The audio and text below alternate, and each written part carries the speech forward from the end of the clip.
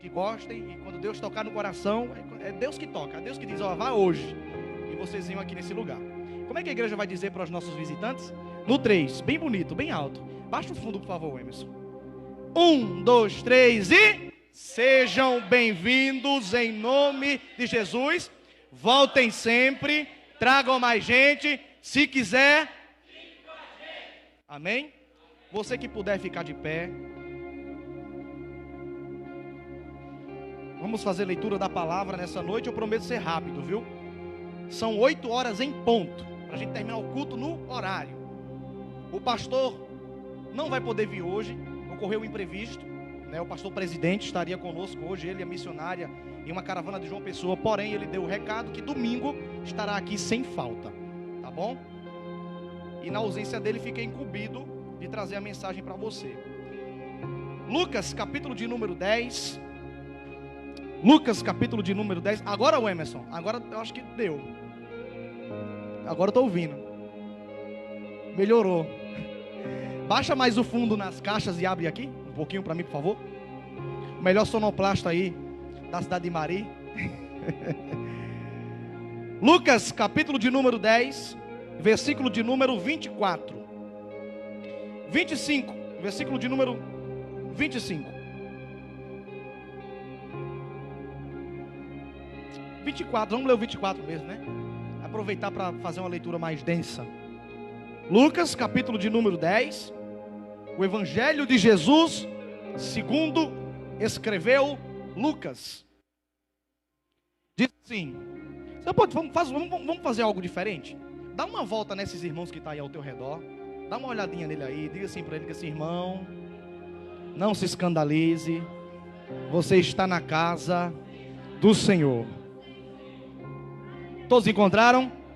Diz assim a palavra do Senhor. Capítulo 10, versículo 24. Pois eu lhes digo que muitos profetas e reis quiseram ver o que vocês estão vendo, mas não viram. Quiseram ouvir o que vocês estão ouvindo, mas não ouviram.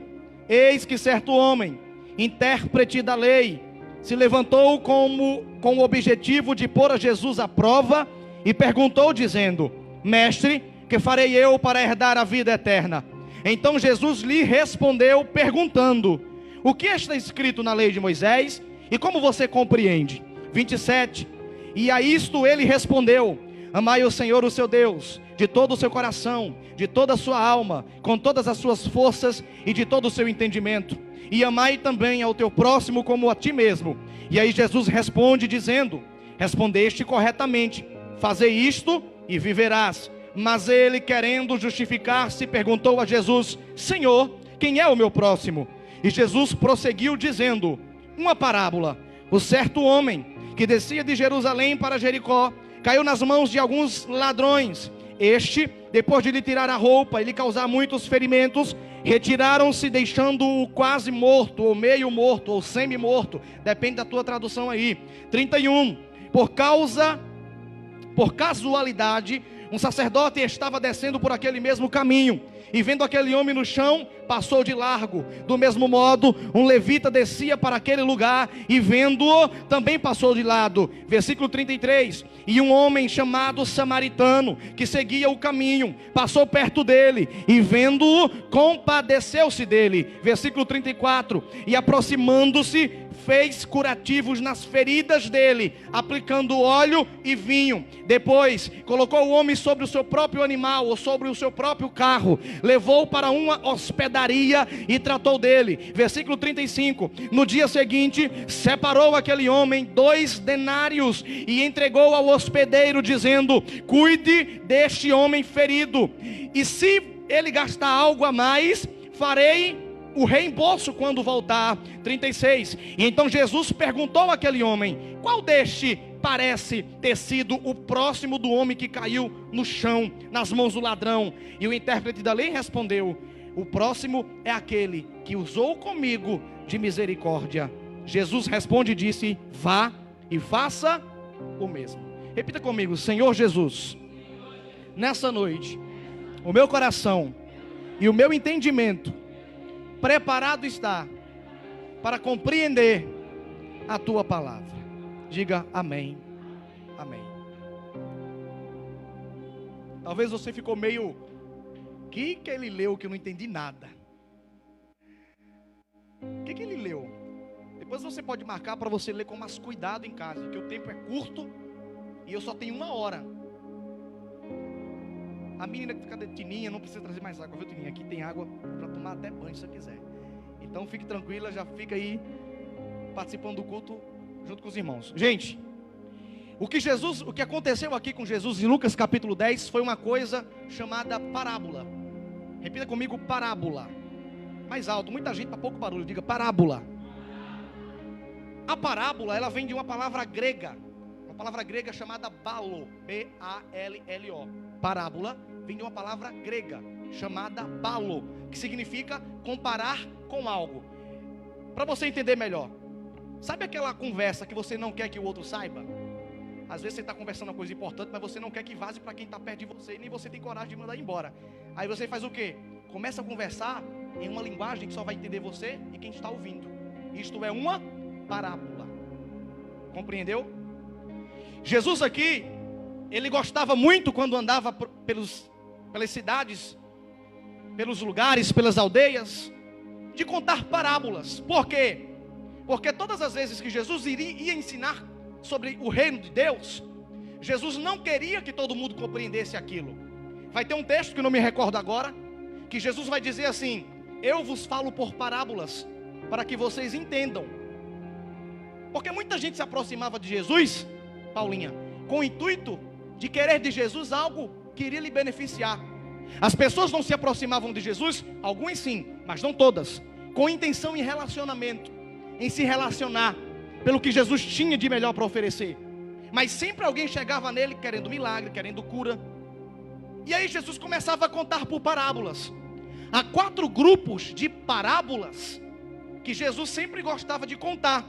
O primeiro grupo são as parábolas que a gente na teologia chama de parábolas didáticas. Repita comigo, parábola didática. Jesus, quando falava parábolas didáticas, Jesus falava na qualidade de mestre, de professor. É tão tal que algumas vezes os discípulos olhavam para ele e diziam: mestre. Por quê? Porque Jesus estava ensinando na qualidade de professor. E as parábolas didáticas, que eram as parábolas mais simples, tinham um propósito de ensinar. Jesus queria, na verdade, ensinar a quem estava ouvindo coisas sobrenaturais para eles. Parábolas didáticas é o primeiro grupo. O segundo grupo são chamados de parábolas da graça. Repita comigo, parábolas da graça, que era na qualidade de Jesus como evangelista. Evangelista é todo aquele que tem uma mensagem evangelística. Todas as vezes que Jesus queria pegar alguém que não era crente e trazer para a sua religião, Jesus usava esse tipo de parábola. Repare, Jesus tinha uma parábola, uma conversa específica para cada grupo de pessoa. O que eu aprendo com isso? Tem lugares que você vai ter que usar um tipo de diálogo que você não vai poder usar em outro lugar. Quem está entendendo, diga graças a Deus. Terceiro grupo de parábolas, as parábolas proféticas. Eram parábolas que Jesus fazia na qualidade de profeta. Eram coisas que Jesus ensinava que tinham o intuito de revelar coisas do futuro. E o quarto grupo são as parábolas do reino de Deus, que até para que os discípulos compreendessem, Jesus tinha que contar o significado. Por quê? Porque era algo revelado do Pai para ele. Só que, como eu acabei de dizer, as parábolas, elas tinham como base 3 coisas. Quantas coisas? Quantas coisas? Eu sei que você está cheio de saúde. Então, quantas coisas? As parábolas de Jesus, elas tinham ocasião. Diga ocasião. Repita, narração. E diga aplicação. Deixa eu dizer uma coisa para você. Tem lugares que você vai entrar que você não pode falar certos tipos de coisa porque não é a ocasião correta. Uma vez um cara me parou na Coca, era uma espécie de aula de informática. Aí lá vinha um cara, repara, com um panfleto. Eu vou evangelizar aqui nessa escola de informática. É a ocasião para isso? Não. As pessoas vão dar ouvidos? Não. Por quê? Porque a mensagem do evangelho tem que ter ocasião. Não. Aqui é uma ocasião para falar sobre isso? É. Mas será que é correto? Teve agora a festa lá da prefeitura de Maria. A prefeitura fez a festa. O que eu vou fazer lá com um monte de crente? Jesus te ama na festa. É ocasião? Pelo amor de Deus, não. É necessário ter ocasião para que você desempenhe o seu papel como crente. Senão o povo vai dizer assim: isso não é crente, não, é doido. Porque a maioria dos crentes são chamados de loucos. E louco não no sentido de acreditar no que Jesus fez, mas louco mesmo, loucura. Por quê? Porque a maioria não tem ensinamento, não é ensinado, não é instruído da forma correta, para que a pessoa saiba qual é o seu lugar de posição. E Jesus, que não é besta nem nada, Jesus tinha ocasião. Todas as vezes que Jesus estava reunido com os líderes fariseus, que eram gente de muita condição financeira, Jesus chegava para ele com um discurso totalmente culto. Jesus começava a chamar de doutores, de mestres. Era um discurso diferente. Mas quando Jesus estava com os pobres, o discurso era outro. Quem prega a palavra, imagina, nós fomos fazer um avanço lá no Amor Divino, na comunidade carente. Eu vou assim, arrumado para lá? Vou? Não. Eu vou chegar lá num carrão? Eu vou chegar lá com um discurso: ó queridos, a complacência de Deus. O povo não vai entender, porque não é ocasião. Todas as vezes que Deus usar você para alguém, você tem inteligência. Deus não te deu inteligência para você jogar fora, não. Deus te deu inteligência para você pensar. Aí existe a ocasião correta para você lançar a palavra e pegar o peixe. Ocasião, eu vou pular essa parte, senão a gente vai ficar muito preso aqui. Segundo, a parábola tinha narração. Você precisa saber do que você está falando. Você precisa ter a informação correta. Você vai cativar alguém que tem conhecimento, então você precisa ser bom no que você faz, senão não faça. Todas as vezes, inclusive aqui no texto de Lucas, a Bíblia vai dizer: e os fariseus perguntaram a Jesus, tentando-o no que pegá-lo. Olha a narração. A Bíblia diz: eles queriam achar falha no discurso de Jesus. Como não encontravam, porque Jesus tinha narração, Jesus só falava do que entendia. Você já viu crente querendo falar do que não entende? Eu já vi um bocado. Ah, irmão, cuidado com essa roupa que é pecado. Ah, irmão, cuidado com o brinco. Pelo amor de Deus. Tem que ter ocasião e tem que ter o quê? Narração. Você tem que entender do que você está falando. Diga para esse crente que está do seu lado: só entre numa briga se você tiver bagagem para entrar nela. Eu vejo por aí muita gente falando do governo federal, falando de Lula, falando de Dilma, falando de Bolsonaro, falando de A, falando de B, não entende nem do assunto e começa a falar. Eu vejo muita gente falando de Bolsa Família, de um monte de coisa que não entende. Sai feio pra gente que é crente. Porque a gente tem que ter narração. Porque senão uma hora ou outra, um dos teus discursos vai passar vergonha. E quando você passa vergonha, não é só você que passa vergonha, a igreja do qual você... Foi eu aqui, o Emerson. Também vai passar vergonha, não é só a igreja, os irmãos, não é só os irmãos, é o líder, não é só o líder, é Jesus também. Porque o católico, o espírita, todas as outras religiões, os caras bebem, fumam, farra, ninguém diz nada. Mas quando é o crente, e não é crente. Por que nós somos julgados pela nossa fé? Porque nós temos um padrão diferenciado das outras religiões. Eu já disse aqui semana passada, no domingo, que todas as vezes que alguém é acometido de uma enfermidade, de um câncer, de uma depressão, quando o médico não dá jeito, eles correm para onde? Para os crentes. Porque nós temos uma mensagem poderosa. Jesus disse: a palavra que sai da vossa boca tem poder para abençoar, para amaldiçoar, para dar vida, para tirar a vida. E a língua da gente é tão poderosa que diz a Bíblia que podemos tocar fogo na floresta. Então nós precisamos compreender que aquilo que sai da nossa boca tem que sair com o intuito correto. Quantos estão entendendo? Diga graças a Deus. Eu acho bonito quando a gente está pregando, Carlos, e a pessoa fica assim: Valesca, interessante. Eu acho ótimo. Mas eu fico enraivado quando a gente está pregando e o cara fica... para esse irmão que está ao seu lado, acorda para Jesus. Ocasião, narração e aplicação. O que é aplicação? As parábolas que Jesus pregava, o que Jesus falava, quem escutava entendia. Quem escutava entendia. Eu já vi pastores pregando para gente ímpia teologia. Se eu começar a falar aqui de arminianismo, calvinismo, doutrina da predestinação, você não vai entender nada. Então, eu tive discurso, tive ocasião, mas se você não entendeu, não valeu de nada.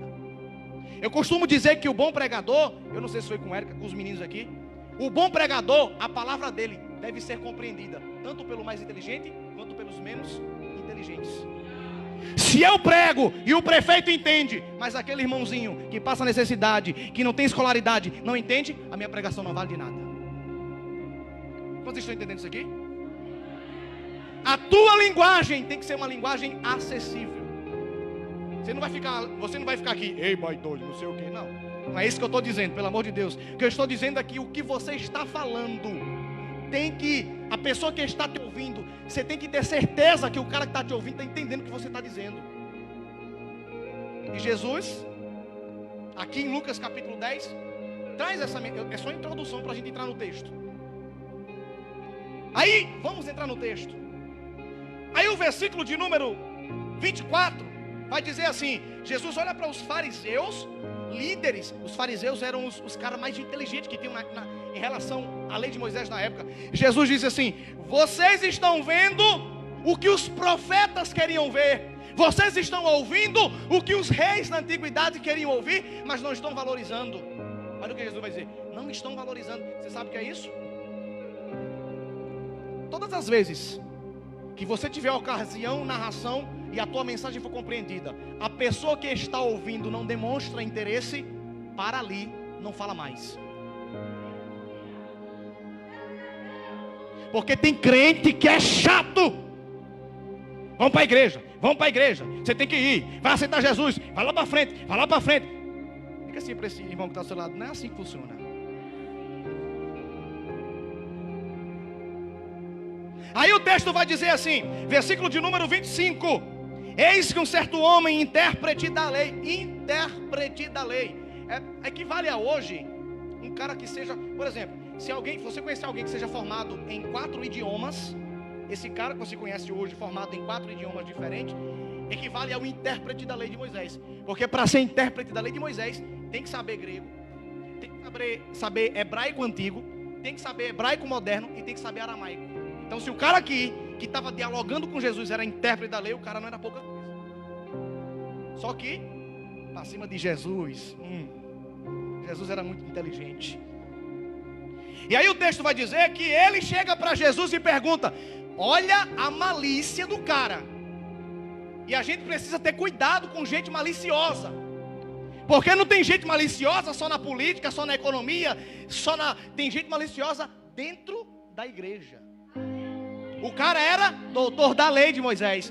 Olha a malícia dele: Jesus, o que eu devo fazer para herdar a vida eterna? Aí eu te pergunto: um cara que é intérprete da lei não sabe? É a mesma coisa que um pastor perguntar para um novo convertido: ei, Jesus, quem é Jesus? Por que ele está perguntando para um novo convertido se ele sabe o que é?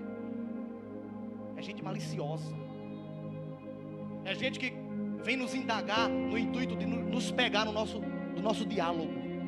Jesus, o que eu tenho que fazer para herdar a vida eterna? Olha a resposta de Jesus: por que você não me diz? Você não é intérprete da lei? Olha a resposta. Sabe por que muitas vezes a gente sai envergonhado? Porque a gente não sabe da resposta. A gente não sabe da resposta. E o Espírito Santo ministrou ao meu coração para trazer para a igreja nessa noite: cuidado com pessoas maliciosas. É melhor você dizer que não sabe responder do que você responder e depois ser envergonhado. Melhor dizer que não sabe. Olha, Jesus, diga você que é intérprete da lei. Aí o cara vai dizer assim: a lei diz que temos que amar a Deus sobre todas as coisas, com todo o meu entendimento, com todo o meu coração, com isso, com aquilo. Tu tirou isso? Tirou? Esqueceu, foi? Tirou? Aí Jesus disse assim: muito bem, faça isso e você terá a vida eterna. Jesus colocou sobre ele a responsabilidade do discurso. Porque, digamos assim, eu pego o pastor de surpresa. Aí aqui está a igreja, eu digo assim: pastor, vamos fazer um evento grande ou não vamos? O pastor, o que ele vai dizer? Vamos, só que talvez ele não tenha condição de fazer. Foi isso que fizeram com Jesus. Jesus disse assim: o que você acha? O cara disse: vamos fazer assim, assim, assim. Jesus disse: muito bem, então faça. Faça você. Olha, Jesus jogou para ele a responsabilidade.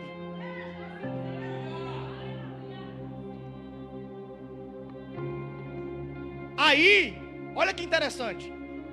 Aí Jesus disse assim: faça isso e viverá. Aí o cara: amar a Deus sobre todas as coisas e o próximo com a si mesmo. Jesus disse: faça isso. Você não entendeu assim? Não foi assim que você compreendeu? Então faça isso e viverá. Jesus poderia ter dito assim: vocês não vão para o céu não, porque vocês não me receberam como filho. Jesus podia ter dito isso. Jesus disse o quê?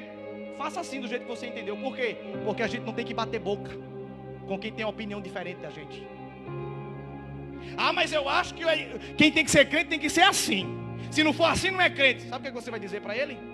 Ah, irmão, então fique do jeito que você está. Se você acha que você vai para o céu assim, vá. Mas não atinja a minha fé. Diga para esse crente que está do seu lado, diga para ele, diga assim: cuidado com a resposta que você vai dar para gente maliciosa. Que farei eu para herdar a vida eterna? Pergunto a vocês: a palavra herdar tem a mesma fonte que herança. Por acaso eu posso herdar alguma coisa de mim mesmo? Posso? Diga assim: não. Por quê? Porque a herança é alguém que deixou para mim. O tal do fariseu é esperto. Ele diz assim: vou pegar Jesus agora. Ei Jesus, que farei eu para herdar? Jesus podia ter dito: e tu vai herdar o quê? Tu vai morrer, vai viver de novo para herdar alguma coisa? Mas a resposta de Jesus foi no ponto certo. E aí Jesus vai dizer assim: é isso mesmo, amar a Deus e amar o próximo. Deixa eu desmistificar uma coisa. Jesus não disse assim: ame a Amazônia. Jesus não disse assim: ame a cidade de Mari. Jesus não disse: ame o Brasil, ajude as ONG. Jesus disse isso? Jesus disse: ame o... Sabe quem é o próximo? O próximo é aquela pessoa que você está todos os dias em contato, mas não tem coragem de ajudar. Porque é muito bonito eu chegar no Facebook e botar assim: vamos ajudar o Hospital Laureano. Mas todo dia tem alguém doente que não tem condição de comprar um remédio perto da gente e a gente não ajuda. Jesus disse: ajuda o próximo. Ajuda quem está perto. Nós, e eu digo isso comigo, somos hipócritas muitas vezes. Aí vamos ajudar fulano lá embaixo. A gente não tem. Vamos salvar os animais. Mas tem gato, cachorro passando na rua da frente, na rua da nossa casa, morrendo, porque não tem nada para comer e a gente não tem coragem de dar. Por isso Jesus disse: primeiro, ama quem está perto.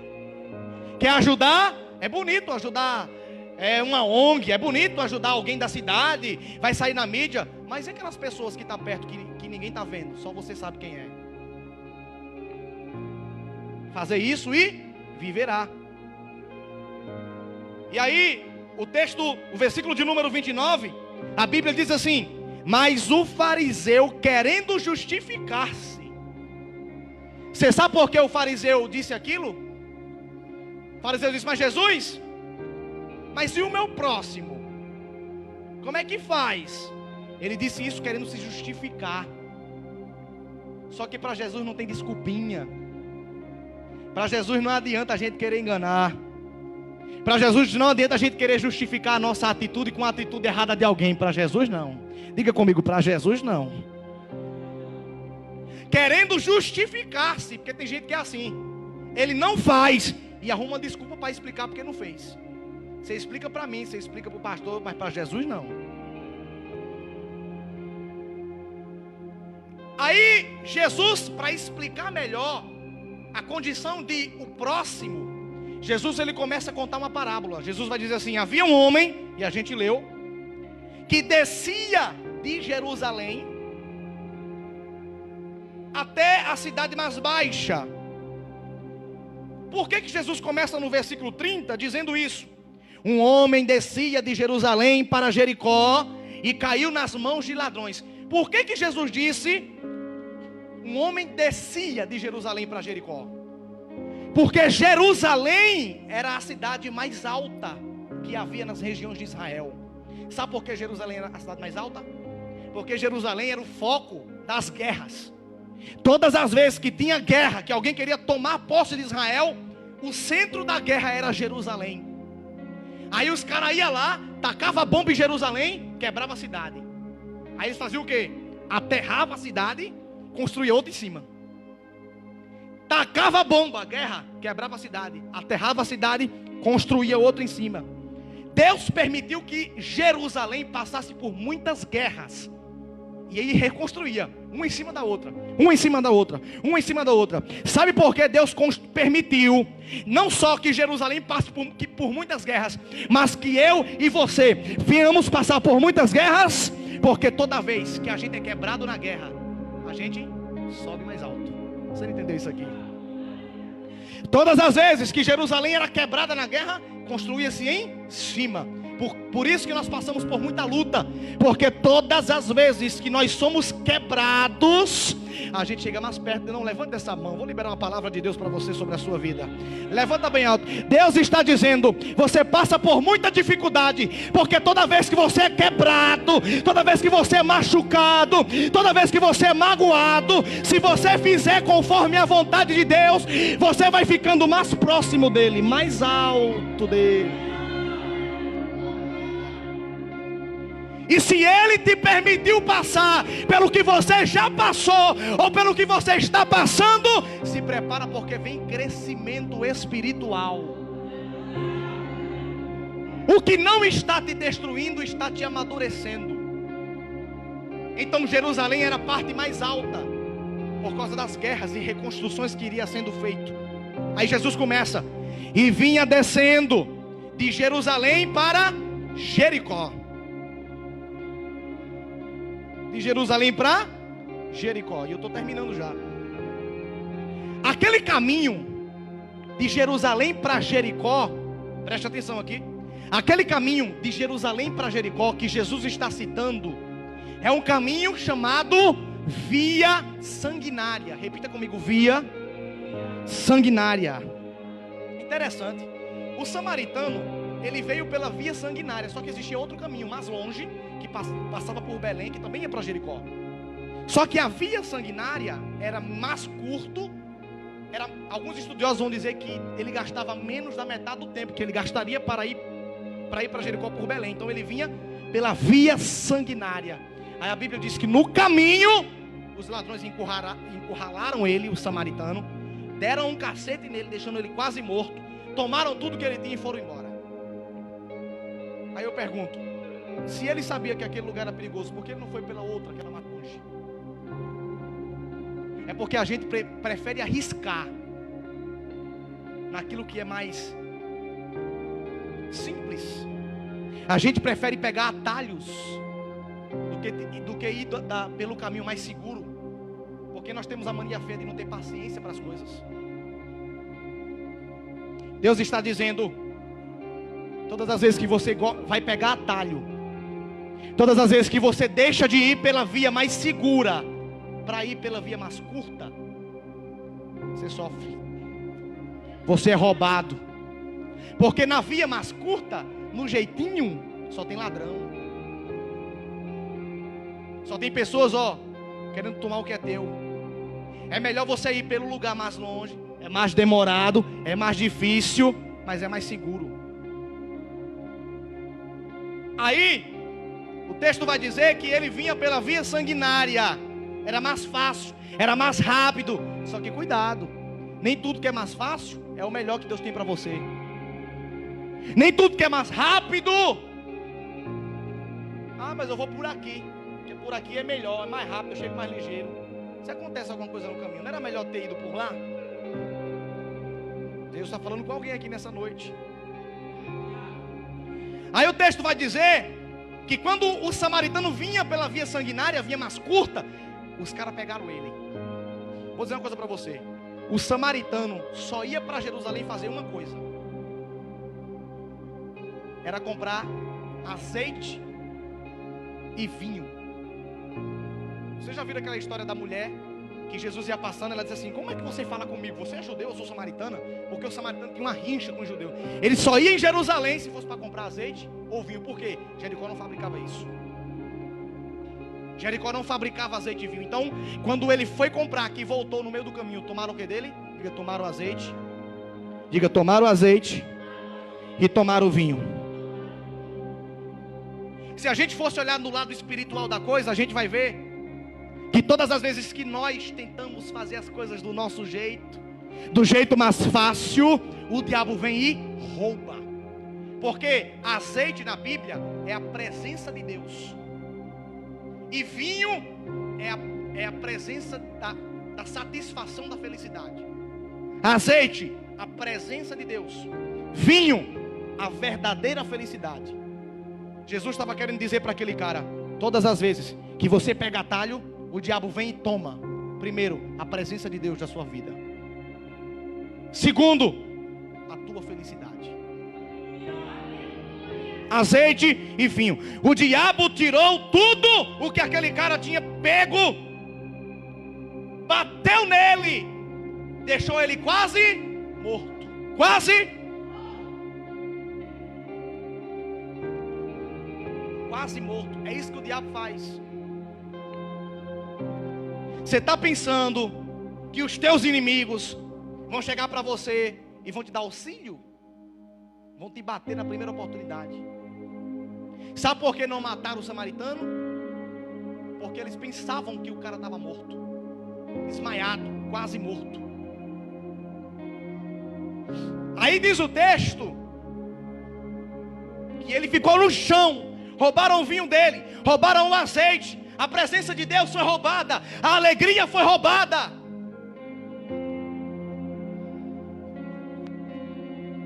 Não tem gente que é assim, está na igreja, mas olha para a cara dele ou para a cara dela, que tu vai ver que ele não tem alegria.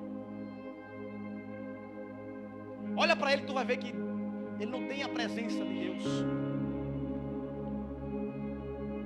Está no caminho, mas está meio morto.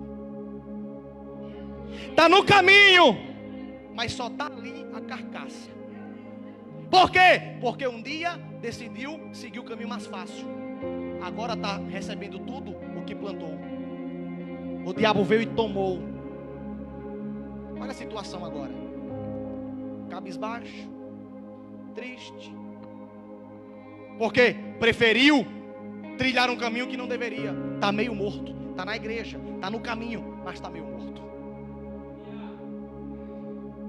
Versículo 31. A Bíblia diz que o cara estava lá no caminho, meio morto. Lá vinha um sacerdote. Quando o sacerdote olhou para ele, o que foi que o sacerdote fez? Passou longe. Quem vai mexer é outro. Muita gente julga a atitude do sacerdote, mas eu não julgo. Sabe por quê? Porque se o sacerdote mexesse naquele cara e aquele cara não fosse judeu, o sacerdote tinha que morrer apedrejado. E o cara bateram tanto nele, para uma pessoa apanhar tanto e ficar meia morta, alguns estudiosos vão dizer que o rosto dele foi desfigurado de tanto ele apanhar. Eu vou dizer uma coisa aqui, vocês vão saber o que eu estou dizendo. Quando acontece um acidente na pista, se tu estiver sozinho e a polícia chegar, o que a polícia vai dizer? Você tentou ajudar, mas ela vai dizer o quê? Fica aí que você pode ser um culpado. O cara tentou ajudar, mas se você... mas alguém... Se você tentar ajudar e a polícia chegar, peraí, só estava você e ele? Eu estava tentando ajudar, aconteceu, a polícia vai dizer o quê? Não. A mesma coisa o sacerdote. O sacerdote disse assim: rapaz, eu não vou arriscar minha vida para ajudar esse cara não. Passou o dia, eu pergunto, você ia ajudar ele? Se fosse você, o sacerdote, você ia arriscar a tua vida para ajudar um cara que você não conhece? Acho difícil. Aí a Bíblia diz que lá havia um levita. Quem são os levitas? Os levitas, dentro da hierarquia do templo de Salomão, os levitas é a classe mais baixa. Lá havia os levitas eles cantavam, mas também era o que limpava o chão. Lá viu os levitas, quando viu o cara, passou largo. Por que passou largo? Porque se um levita mexe em um samaritano, o problema estava feito. Ele tinha que ser expulso do templo no qual ele vivia, ser submetido a um julgamento. Se ele fosse absolvido, ele era extraditado de Israel para outro lugar. Se não, morria apedrejado. E aí, ia mexer com aquele cara? Eu não tinha essa coragem. Aí a Bíblia diz que lá vem um samaritano. Lá vem o samaritano. Quando vê o cara no chão caído, o que é que o samaritano vai fazer? Vai se aproximar dele e vai cuidar das feridas dele. O sacerdote não fez isso, o levita não fez isso, mas o samaritano, o sacerdote e o levita representam a lei de Moisés, porque a lei dizia: não mexe, porque senão vai sobrar para você. Mas só que samaritano não vive sobre a lei de Moisés. Samaritano vive sobre a graça. Jesus estava dizendo: aquele que anda sobre a graça, que sobre ele não há nenhum tipo de perigo. Ele se aproximou do cara que estava no chão. A lei estava dizendo: não toca. Moisés estava dizendo: não mexe. Mas o samaritano estava dizendo: em nome de Jesus, eu vou colocar a mão, eu vou cuidar dele, as feridas vão ser saradas. Você não está entendendo? Você pega na mão dessa pessoa que está do seu lado e diga para ele: tudo aquilo que a lei não permite se realizar na tua vida, vai ser quebrada em nome de Jesus. Olha o samaritano. Isso aqui? Vai não? Eu vou. Pode não? Eu posso. O samaritano aqui representa o próprio Jesus. Primeiro, o samaritano se aproxima e cuida das feridas dele. É assim que Jesus faz quando a gente está no chão. Ele se aproxima da gente, como bom samaritano, e cuida das tuas feridas. Você não botou a corda no pescoço algumas vezes e se enforcou porque ele estava lá. Você não fez uma besteira dentro da tua casa, dentro do meio, dentro do teu trabalho, porque o bom samaritano estava lá. E Deus está dizendo: eu sou o Deus que trata as tuas feridas. Alguém vai olhar e vai temer o que você está passando, mas o bom samaritano se aproxima de você e dizendo: eu estou cuidando de tudo. O que foi que os ladrões roubaram do cara que estava no chão? Diga assim: roubaram o vinho e o azeite. Eu falei agora há pouco, vocês lembram? Roubaram o vinho e roubaram o... Aí a Bíblia diz que quando o samaritano tira o sangue, trata as feridas, o samaritano vai colocar sobre ele vinho e azeite. Sabe o que Jesus estava dizendo? Tudo aquilo que foi roubado de você eu devolvo. Tudo aquilo que os teus inimigos tiraram de você, eu vou devolver. Roubaram a tua alegria, mas eu sou aquele que vou trazer de volta a tua alegria.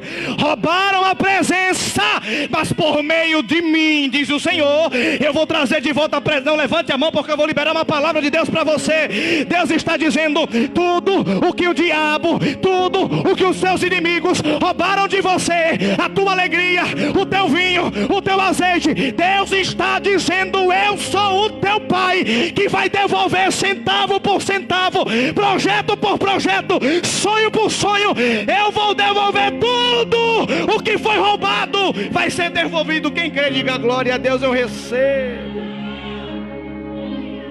Roubaram? Ele vai dar de volta. Ele vai dar de volta. Não precisa ter medo, porque você não vai morrer. Aquele que cuida de você sabe exatamente do que você está precisando. Aí a Bíblia diz que olha como Jesus nos trata. Olha como o sacerdote trataria, olha como o levita trataria, mas olha como Jesus trata, que ele é o bom samaritano. Aí ele pega, cuida, deita azeite, coloca vinho. Roubaram do cara, Jesus deu.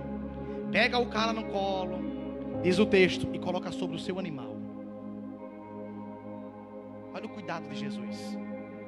Se fosse por você, você não frequentava esse lugar, porque você não tinha força para chegar aqui. Mas Ele pegou você, colocou você no colo e disse: vai porque eu quero cuidar dele lá. Vai porque ele precisa ouvir o que eu tenho para falar. Vai porque aquilo que ele está passando, eu vou cuidar lá. Deus está dizendo: continua sobre o animal, descansa a alma. Aí ele vai a pé segurando o cabresto e você em cima. A Bíblia diz que ele chega lá, ele chega em uma hospedaria. É uma espécie de hotel. Pega você, coloca numa cama lá no quarto no hotel, na hospedaria. Chama o dono da hospedaria e olha o que ele vai fazer. Ele pega 2 denários, diz o texto. 1 denário equivale a 1 salário e meio, um salário mínimo e meio daquela época, 1 denário. Então ele pega 2 salários mínimos e meio. É muito dinheiro para quem não tem. E dá ao dono da hospedaria dizendo: olha, toma aqui esses 2 denários e cuida dele para mim. E se ele gastar mais alguma coisa, daqui a 2 dias, quando eu voltar, eu vou ressarcir o que estiver faltando. Você sabe por que o bom samaritano pagou para aquele cara cuidar de quem estava no chão? Porque aquele cara representa o Espírito Santo. Para que outra pessoa, para que quem viesse cuidar de você, depois não ficasse reclamando: eu estou cuidando dessa pessoa, essa pessoa faz. Não, já foi pago. Tudo o que Deus liberou para a tua vida está pago e à vista. Jesus disse: cuida dele até eu chegar. Eu estou me arrepiando aqui. Cuida dele até eu chegar. E enquanto eu não chegar, não sai do pé dele. Deus está dizendo: se você está pensando que está sozinho, se está pensando que está sozinha, Deus está dizendo: eu paguei foi alguém com preço de cruz para ficar no teu pé e te dizer: ele está cuidando.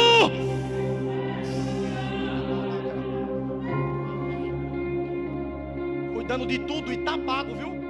Quando o diabo usar alguém para te acusar, oxe, e agora vai ficar aí, está dando trabalho. Epa, eu estou na igreja, mas não devo nada para ninguém. Jesus pagou na cruz tudo o que eu devia. Ele deu 2 denários, pagando a dívida daquele rapaz. Como quem disse assim: olha, eu morri na cruz e paguei a dívida com sangue, mas daqui a 2 dias eu vou voltar, e o que ele cometeu a mais eu vou pagar. Jesus estava dizendo assim: ele não morreu na cruz, ele já pagou, só que a gente vai cometer mais coisas. Por isso que ele vai dizer: quando eu voltar, depois de 2 dias, eu vou pagar o que faltar. Oséias capítulo 6, versículo 4. Há um texto profético que a Bíblia vai dizer que ao 3º dia o Senhor dos exércitos se manifestará com toda a sua glória e autoridade. Jesus estava lançando aqui uma mensagem profética, dizendo assim: eu vou, morreu, passou 2 dias no ventre da terra, ressuscitou ao 3º dia, subiu aos céus, mas está bem pertinho. E todos os pecados que você cometeu depois que você confessou a Jesus, ele vai pagar quando ele voltar novamente.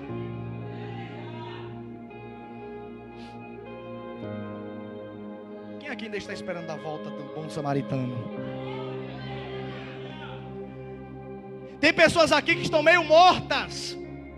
Tem pessoas aqui que estão na situação desse cara, no chão, na lama. Mas a graça de Deus há de devolver a você tudo aquilo que Satanás roubou, porque ele é o bom samaritano. Aí Jesus termina a mensagem dizendo assim: quem é o verdadeiro próximo? Jesus pergunta para o cara.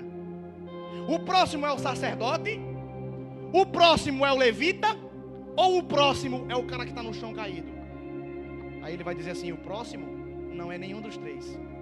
O próximo é o bom samaritano.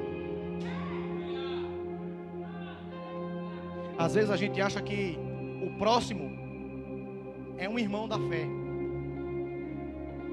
Mas amar a Deus sobre todas as coisas e ao próximo. Aí Jesus disse assim: muito bem, o próximo é o bom samaritano. Quero o bom samaritano.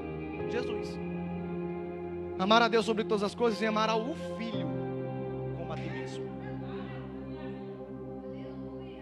Entendeu a revelação aqui? Amar a Deus sobre todas as coisas e amar ao filho de Deus. Por quê? Jesus disse isso para aquele cara. Porque aquele cara não aceitava Jesus como filho de Deus. Não amava Jesus. Jesus disse: quer dar ao reino dos céus? Amar a Deus e amar o próximo. Que é o próximo? O samaritano, que sou eu. Vou dizer uma coisa para vocês: não há outro meio de receber as bênçãos de Deus e alcançar a salvação se não for por Jesus. A Bíblia diz assim: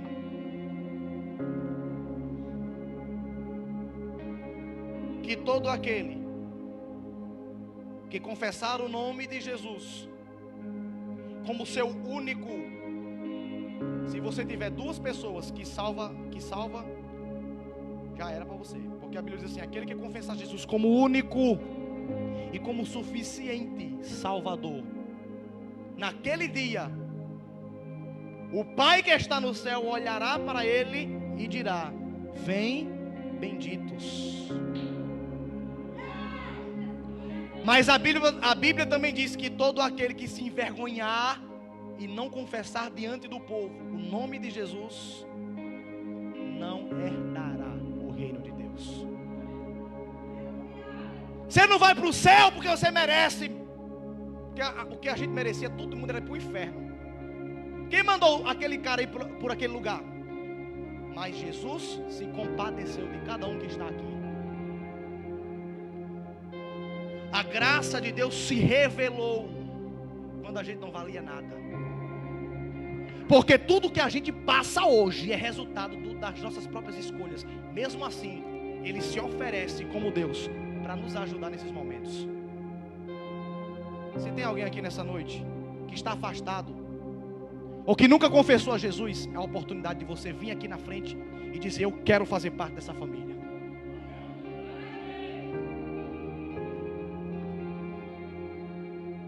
Porque ainda a porta da graça ainda está aberta para você receber o bom samaritano. Não há outro caminho. Jesus disse, João 3:16, não, João 8:32: conhecereis a verdade vos libertará. E em prosseguida ele vai dizer que Ele é o único caminho, Ele é a única verdade, Ele é a única vida, e ninguém chegará ao Pai se não for por meio dele. A oportunidade que você tem agora. Eu não vou fazer como muitas pessoas fazem: vem você. Não, é você que está aí quem tem que decidir. Não é ninguém que tem que chegar para você e dizer vai. Não, é o teu coração que tem que responder a esse convite. E nessa noite Jesus está lançando a você uma oportunidade de mudança. Mas não é mudança para ficar rico, é mudança de caráter. É se tornar alguém melhor. Você nunca vai ser santo, nem se preocupe. Se você fosse santo já estava no céu. Você todos os dias vai começar a melhorar como pessoa. E o papel da igreja é esse. A igreja consegue fazer o que o governo não faz. Tu já viu o governo fechar a boca de fumo como a igreja fecha? O tal do crente não presta, viu? Ele pega a bíbliazinha dele, bota debaixo do braço, entra lá na boca de fumo, prega para todo mundo, os traficantes respeitam. A polícia não pode fazer isso. Por quê? Porque isso aqui tem poder para mudar a vida das pessoas. Isso aqui tem poder para mudar a história. Se você começar a compreender o valor que tem nessa palavra, você vai deixar de ser um coitadinho, uma coitadinha. Porque a igreja hoje, ela influencia a política, ela influencia a economia, ela influencia todas as áreas no nosso país. A igreja precisa se unir e exercer o papel. A gente tem que andar de mão dada. Aquilo que a igreja disser que vai ser e pronto, acabou-se. Jesus disse que até o inferno se dobraria dentro da igreja. Imagina essas coisas que a gente enfrenta. Jesus disse a Pedro: Pedro, as portas do inferno é o que existe de mais poderoso no mundo espiritual. As portas do inferno não podem prevalecer contra vocês. porque sobre vocês há algo que não há sobre eles. A Bíblia diz que sobre a igreja há um Espírito, é o Espírito Santo, que veio da parte do Pai, que trabalha ao nosso favor de uma forma imensurável. Você já viu alguém mexer com a igreja e ficar assim? Preste atenção, todos os grandes empresários, todos os políticos, todas as pessoas importantes que mexeram com a igreja, ou morreu ou faliu. É dura a mensagem, mas eu vou perguntar mais uma vez: alguém nessa noite que quer entregar a sua vida para Jesus? Aqui tem um monte de testemunha. Essa é a oportunidade de você, diante do povo, dizer: eu quero esse Deus para a minha vida. Se não tem ninguém, nós vamos encerrar o culto. Eu quero convidar o Ministério de Louvor rapidamente, e quero convidar você a ficar de pé.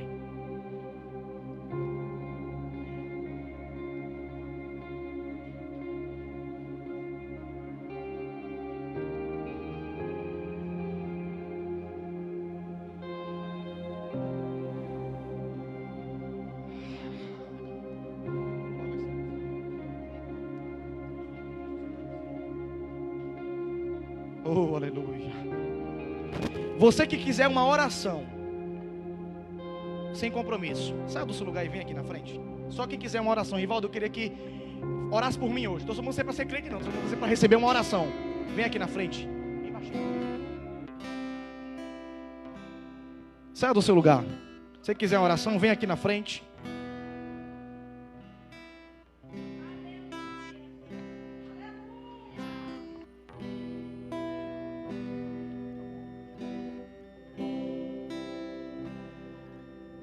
Oh, aleluia. Saia do seu lugar. Venha receber essa oração nessa noite. Etinho, Lucineide, Tininha. Acho que só um homem dá, né? Eu queria que vocês ficassem próximo de mim, os diáconos.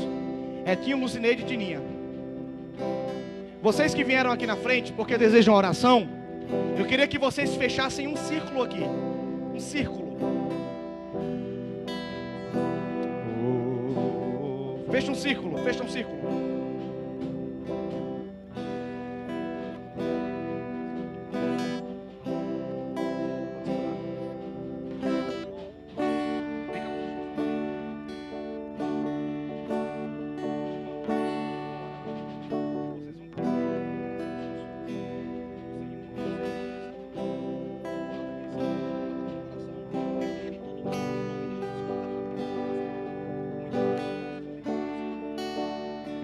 Fecha o seu olho. Jesus, cadê você? Jesus, pode entrar. Jesus, só vou ficar se você vier. Se você vier. Olho para mim e vejo um pequeno mortal. Eu olho para dentro e penso, não quero ser igual. Eu olho para as minhas mãos, cansei do natural. Eu olho pro meu coração, eu busco o sobrenatural de Deus.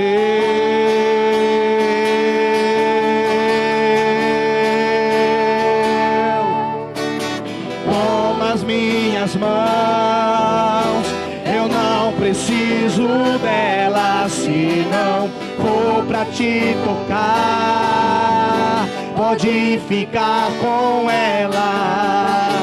Toma meu coração, eu não preciso dele, se não for pra te sentir. Tire ele de mim, mas vem.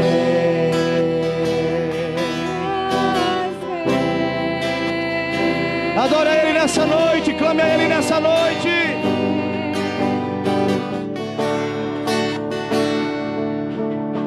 Jesus,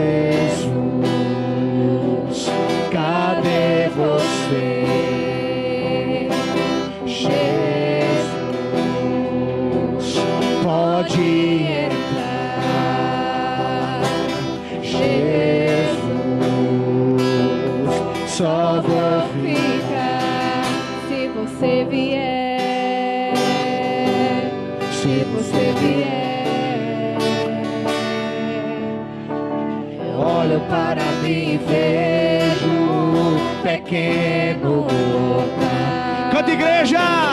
Olho para dentro e penso, não quero ser igual. Eu olho para as minhas mãos. Espírito Santo de Deus, trabalha em nosso meio nessa noite. Eu olho para o meu coração E busco. Sobrenatural. Levanta a tua mão bem alto, as duas mãos bem alto, bem alto. Canta, igreja.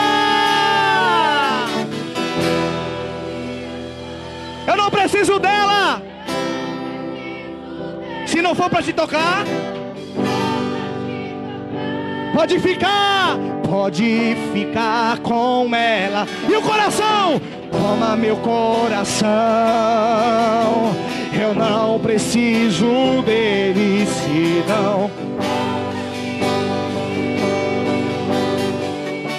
Mais uma vez, toma as minhas mãos.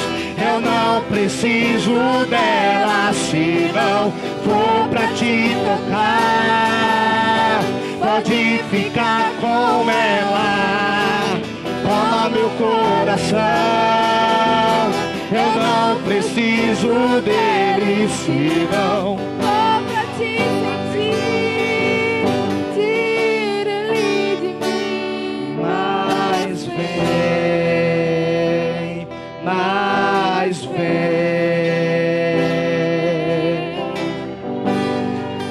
Só a igreja. Eu encontrei minha morada. Eu amo minha morada. Isso. Filma aí o Emerson. Jesus, minha morada. Mais uma vez. Só a igreja, encontrei. Eu amo minha morada. Jesus, minha morada. Mais uma vez, mais uma vez, mais uma vez. Eu encontrei minha morada. Eu amo minha morada. Tu és minha morada. Eu encontrei minha morada. Eu amo minha morada, Jesus, minha morada.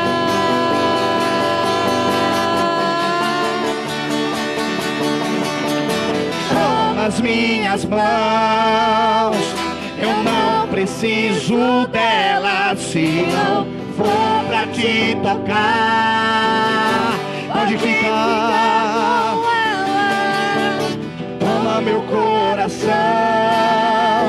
Eu não preciso dele. Não vou pra te sentir, tira ele. Só a igreja. Minhas mãos.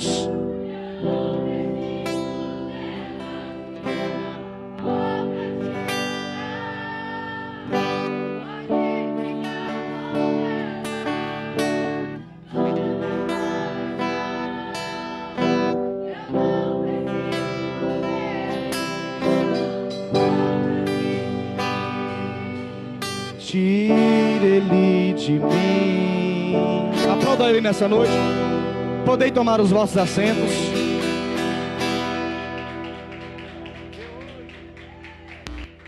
Ô, glória. Cuidado aí, hein? Pode acender aqui, pode tomar o seu assento. Vamos dar os avisos finais. Olha que coisa maravilhosa. Agora é 8 horas e 57 minutos. 8h57, né? Terminando no horário, 9 horas em ponto, vai todo mundo para casa. Pode acender essa outra aqui. Tome seus assentos. 8h57, estou tão feliz que eu vou terminar bem certinho hoje. Que eu falo muito, né? Os irmãos já sabem. Às vezes eu passo 5 minutos do horário, mas planejamos hoje. Bom, gente, quarta-feira. Começa amanhã. Cadê a Érica? Amanhã. Ah, tá. Amanhã, às 18 horas, 6 da noite, 18 horas, ensaio para os jovens. Vai ter o culto, pro aniversário da igreja. Dia 20,